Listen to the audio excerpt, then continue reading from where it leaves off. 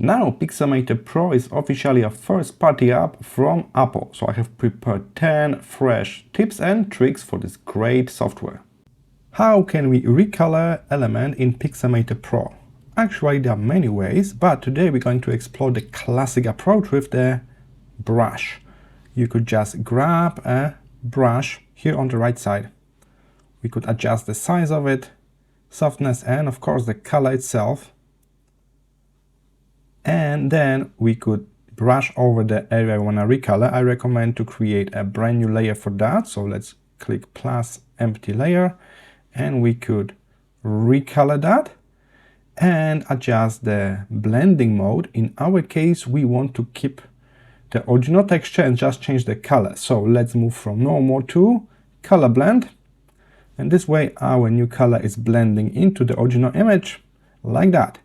But I think it will be a bit easier if we make a selection first. So I will undo, Command Z to undo. All right, and now I'm going back to the original layer where I'm going to click here, quick selection tool on the right. And I'm going to create a new selection here. Press and hold until the area is highlighted. Why we are doing the selection? Because selection will limit us. So now release my mouse and I got selection in this area. I can go back to our blank layer, empty layer. Let's grab the brush again and I'm going to brush. And take a look, I cannot brush outside the selection. So it's kind of limiting me only to that selected area. So that's helpful. I don't need to be too precise. All right, now I'm ready to deselect. I like to use Command D for that. And I can also do some finishing touches here at the end with a bit softer brush, where the color kind of fading away into green. Okay, and now we just need to change this layer blending mode to color again. And this way we very quickly recolor this fruit from red to blue. All right, so that's one method. There are many different methods that you can choose from depending on the picture really.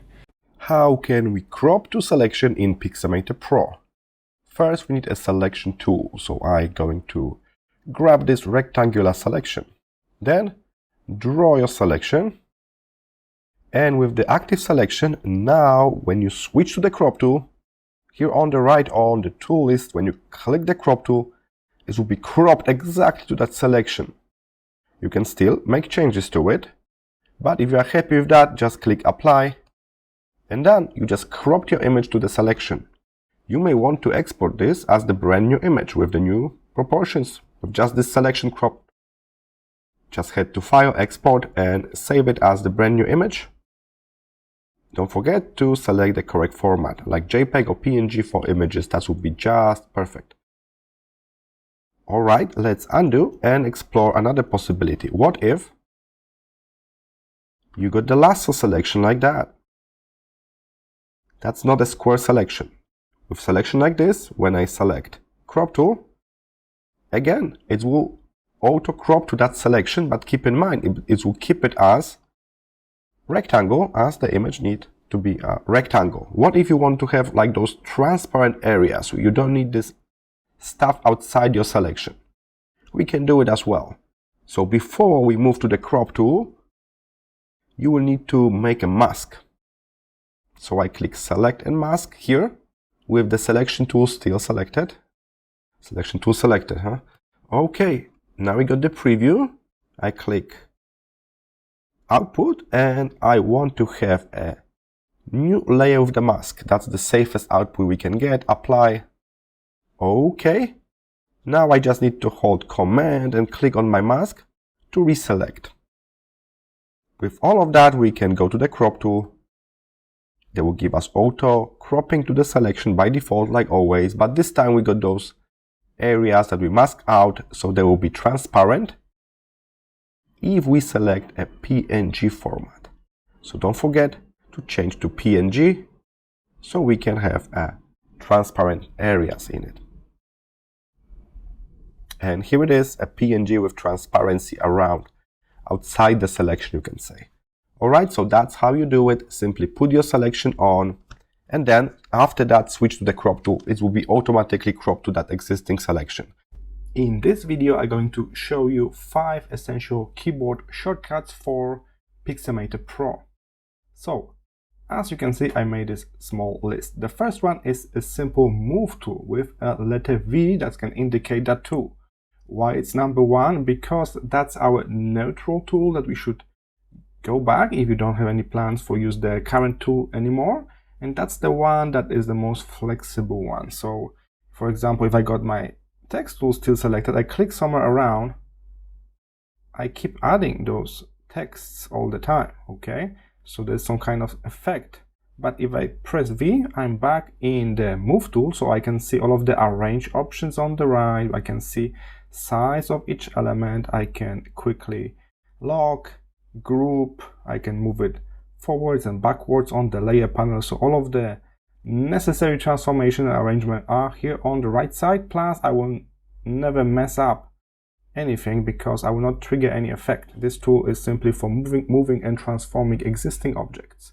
So that's number 1. V, super handy to remember. This way you jump back to the first tool on the list. Then we got Command D for deselect, and that's super helpful, especially for beginners, because if you forget about selection and then let's say you zoom in and you're working on a different part of the picture already, if I want to use brush, for example, eraser, whatever, it will not work and there will be no error. Why? Because we can use tools only inside active selection. So you should always deselect selections we don't need anymore. There's a big deselect button over here, bottom right, but I think it's handy to simply memorize Command D for deselect. It will be super helpful to kind of get rid of your existing selections.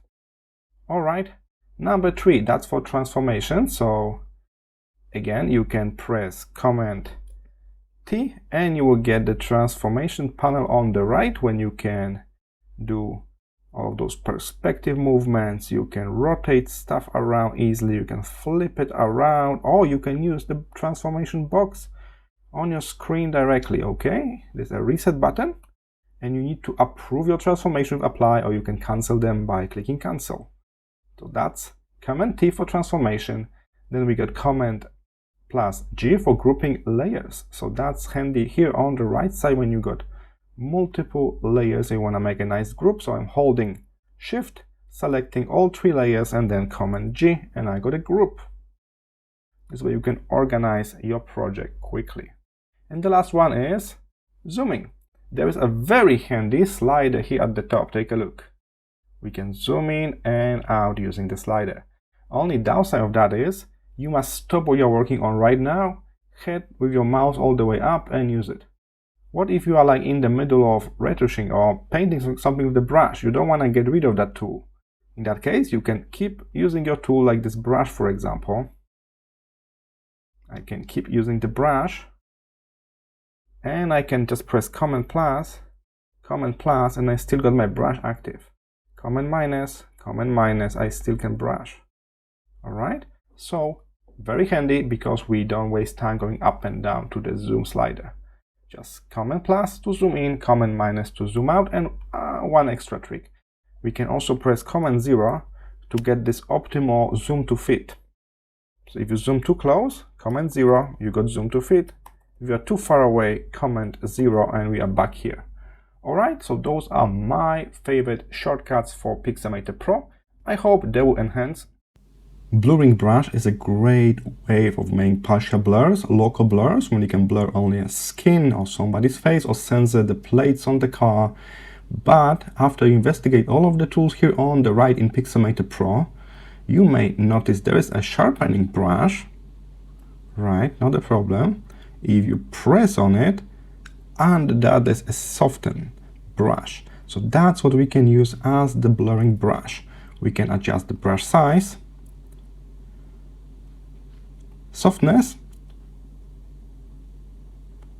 and how strong it is. You can also decide that you want to blur only shadows, midtones, or highlights. That's great for retouching the skin. When you don't want to blur the overall skin texture, you just want to blur, let's say, shadows or midtones or highlights.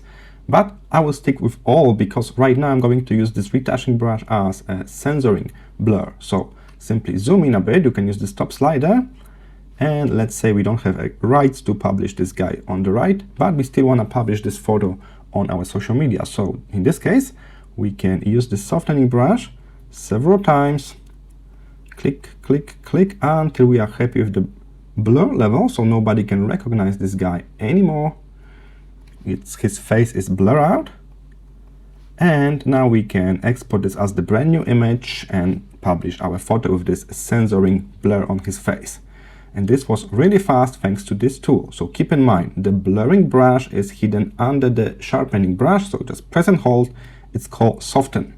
So when you kind of search here in the helper, you search for like blur brush, you cannot find it because the name of the tool is a bit different here in Pixelmator Pro. So here it is, it's called soften. It's a brush tool that will blur stuff below. Now we just need to save this as the brand new image, so we can use File Export for that, and we are good to go. How can we change the color of the existing backdrop in Pixelmator Pro? So here I am with a rather simple image. First thing I'm going to do is a simple duplicate. So I'm going to right click, secondary click on my main layer, and I'll make a duplicate of that. All right, and now from this layer at the top, I'm going to remove the backdrop. There are several ways of doing that, but I think this is a really simple image, so I can use this default remove backdrop button here at the top right. It will detect the subject and remove the backdrop for you. If the image is simple like this one, it should be perfect. All right. And now I got the original image plus only the subject of the photo. So head back to the layer below, and we're going to apply a color adjustment on that layer. So that's the third tool on the list here on the right side. The multiple color adjustments, we want to search for one called hue saturation. You can turn it on and off. All right, hue saturation, and then try to move the top slider. Take a look. The color of the backdrop is changing, and the subject of the image is on separate layer, so that's protected. Its original color. All right, so we just use that. We can change the saturation as well, and brightness of that color. And now we got a brand new version of the image, so don't forget to save it as the new image. File, Export, and you can save it as JPEG or PNG. What if the image is a bit more complicated? It's similar, but the selection of the subject may require additional steps. So first I would do a proper duplicate. All right. And now we need to select the subject and move it into separate layer, move it to safety. I click here on the right on quick selection, and this will give me several options. And now I can manually point to the subject. You can also kick this off by clicking here, select the subject. All right, and now you can use add or subtract from that selection. We can subtract, we can minus if too much is selected, or we can add to it if not the whole person is selected. For example, here, this area should not be selected, so I'm going to subtract from selection. Subtract from selection. Okay. Same here. Can you see those letters that are selected? I don't want that to happen. Okay. And other way around. This should be a part of it. So I change to add. And I need to add this and then subtract that. It may require a few tries. Okay. Let's zoom in even closer. We can use the slider at the top to zoom in really close. Then you can press spacebar to pan camera around when you are zooming in to do a final inspection. All right, this is the area I need to add as well. Okay, and subtract this little tiny piece here. All right, all good. And now with this manual check and kind of semi-manual selection, we do the very same thing. We're going to remove the backdrop. So I'm going to select and mask. And in the mask mode, we can decide what will be the output. We want a mask on existing layer, apply. All right, let's take a look. That's the subject. And now we can apply color adjustments on the backdrop layer. Same thing, search for hue saturation, and you can move the top slider to change color only of the backdrop while the subject of the image remain in the very same color. We can even turn it black and white. If you select this color adjustment, now the backdrop is black and white. Alright, so that's how you can adjust the color of the backdrop without adjusting the color of the subject. Simply move it to a separate layer. Pixelmator Pro is photo editing software, so by default it will run in RGB mode, the one that is really suitable for screen. But can we tweak some settings to get a better color reproduction for CMYK, for print out colors? Let's take a look. Here I am in Pixelmator Pro. If we head all the way to the top menu, into Image Color Profiles, you may notice that by default we got this universal best for web for display as RGB color profile. If you head to Advanced, you can modify that, but all of them are still in that spectrum for screens, for monitors. So can we really do something about it?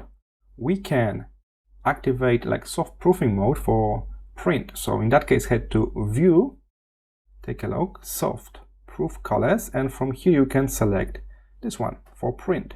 We got cyan, magenta, yellow, black. Click on that and we will get a more accurate color reproduction for a print. And if you're using like texts or shapes in your picture, you can see it's a bit washed out. It's kind of giving us more like the printout color, not like perfect saturated screen color. And then when you are selecting the color, you can move from those hue saturation brightness sliders into cyan, magenta, yellow and black colors, and you can precisely load the color you need from this as well. Alright, so that's how we can work with print-friendly colors in Pixelmator Pro. Pixelmator Pro is a photo editing app, but did you know that you can use it to open and edit PDFs? Simply click Browse Files on your Mac and select your PDF file. Then you will get this Import PDF pop-up when you can decide on paper size. You can turn on and off some features like importing all of the elements on layers as it should be for editing, and a very handy one, import text as editable layers. And also you can switch this off if you got missing fonts. So for example, you got PDF from your bank and they got some fancy font that is missing in your system. This will not stop you from importing that PDF. You simply cannot edit those layers, but you can still open the PDF. You can put your signature on it and other stuff. But if you got all of the fonts, you can keep it on and then click Import. Take a look. My PDF is loaded, but the thing is, it was two-sided PDF. So if I now kind of zoom out, as you can see, that's the page 1 of this PDF. So this PDF got 2 pages and I end up with just page 1. Let's check that we can do editing. So this was a vector element from the original PDF. I can move it around. More than that, I can double tap on it. I can edit the vectors. So that's very nice. I can modify the color of it. Take a look. I got full control. How about the text? Can I modify the text? We can modify the text as well. And of course, I could put new elements here. So I can put my signature, my photo, and then save it back as a PDF. So how can I save it back as PDF? Simply click File, Export, and then we export this not as JPEG but as PDF here. And this way we managed to make modifications in the original PDF and save it back as PDF. That would be super helpful if you got some forms you want to fill in, you want to add signatures and modify the PDF itself. Alright, but what if we want to modify not only the front page but also the second one? In that case, I will need to point to the page number 2 while I'm importing the PDF. And now I got the second page loaded. So as you may notice, this is very powerful editor when I can edit everything here on my layer panel, but unfortunately it's suitable for like one-page documents like diplomas or the last page of contract when you want to put the signature on. So that's the limitation right now. It's pretty good in editing. As you can see, recognize text layers, recognize vector layers, but we cannot import multi-page documents to Pixelmator Pro. So that's the limitation here. So it would be very good if you got just one page in the PDF that you want to modify. Then you could use another software to easily merge this page back into the PDF. But right now it's powerful but limited to just one page of the PDF document. How can we convert into Grayscale in Pixelmator Pro? Actually, it's a bit strange because to do that we need to save the image as the new version in the Grayscale. So you will need to click File, Export, and here in that export screen you simply change the color profile from this default sRGB, scroll all the way down to a Grayscale, Profiles, and then give it a new name to not override the original one, and export. And that's the new version of the file from my computer, the one we just exported. Alright, but can we see a preview of that Grayscale image before we save it as the brand new file? Yes, we can. Simply head to the top menu, View, Soft Proof Colors, and we can actually see the preview of the Grayscale. When you turn it on, we will see it the same way as we exported in a moment. Alright, so we can go to View and open Soft Proof menu to turn on the preview of any of those color models. But to get the actual file in that color model, you need to head all the way to File, Export, and again open Color Profile menu and change that to Grayscale. How can we blend layers in Pixelmator Pro? Take a look. Here on the left in my layer panel I got 3 images. The visibility of image can be switched off by clicking this checkbox. Usually you see the images from the top, so for now the top picture is covering bottom images. But I can reduce opacity of this layer to, let's say, 50%, and now we can see through this image and we can partially see the image below. In addition to opacity, we can change the blending mode, so how the colors will blend together. By default it's normal, but we can blend only darker colors. That's great for putting some textures when we still need to maintain the original image from the layer below. Maybe lighter color, that's opposite, take a look. Darker colors, lighter colors, and kind of both same time, like overlay or hard lights.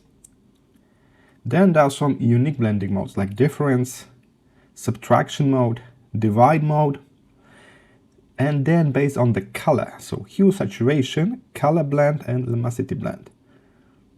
As you can see, now I got the texture from the layer above and the colors from the layer below. Alright, so you can adjust how the layers will blend here using the different blending modes. Also, you can use different opacity together with blending mode, so opacity 50%. Overlay, take a look, now I can actually see the image below quite well, and I got this texture, the cityscape, from the image above.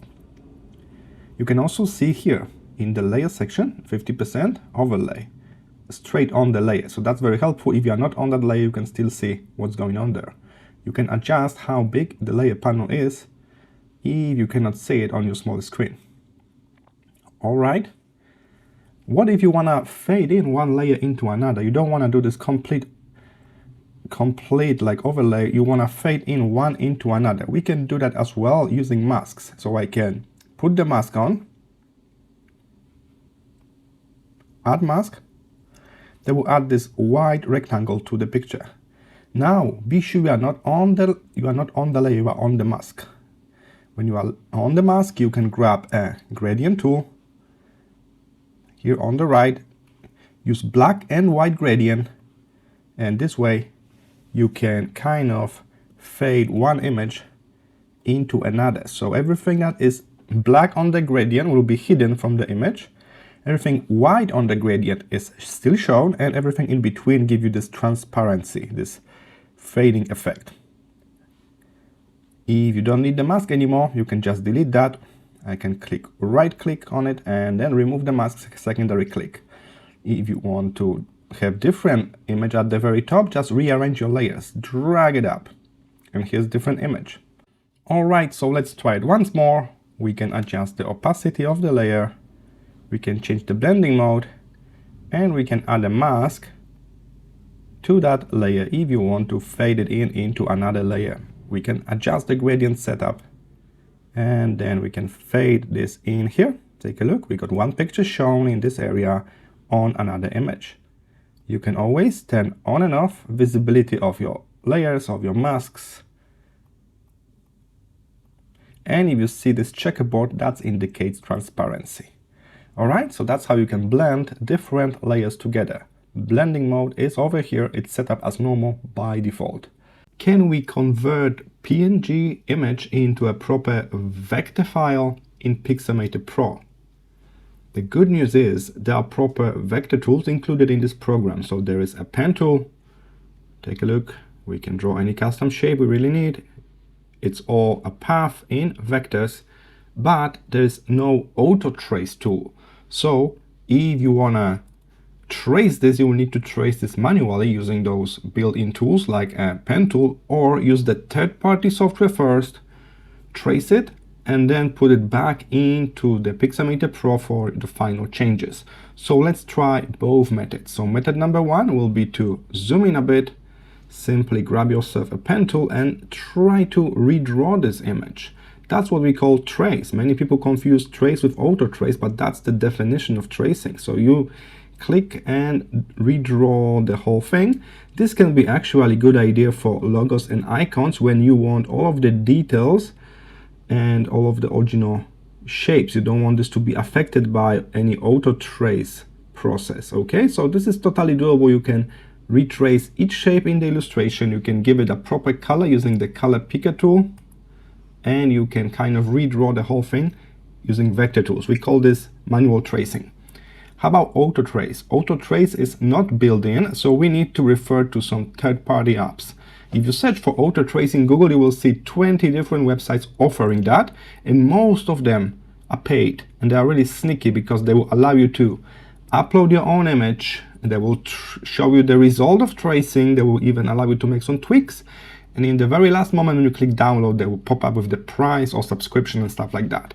So I'm going to show you the one that I know is still free, and that's a Photopea. It's not any fancy auto trace with AI and stuff like that, but it's the one that is still free. You don't need to have any account subscription for it. So again, I will just simply drag and drop the same image here.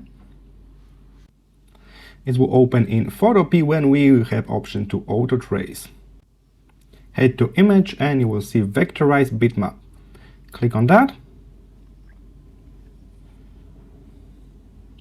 And from here you will see the original one on one side and the vectorized version on another side. We can decide how many colors and what style you're going to use.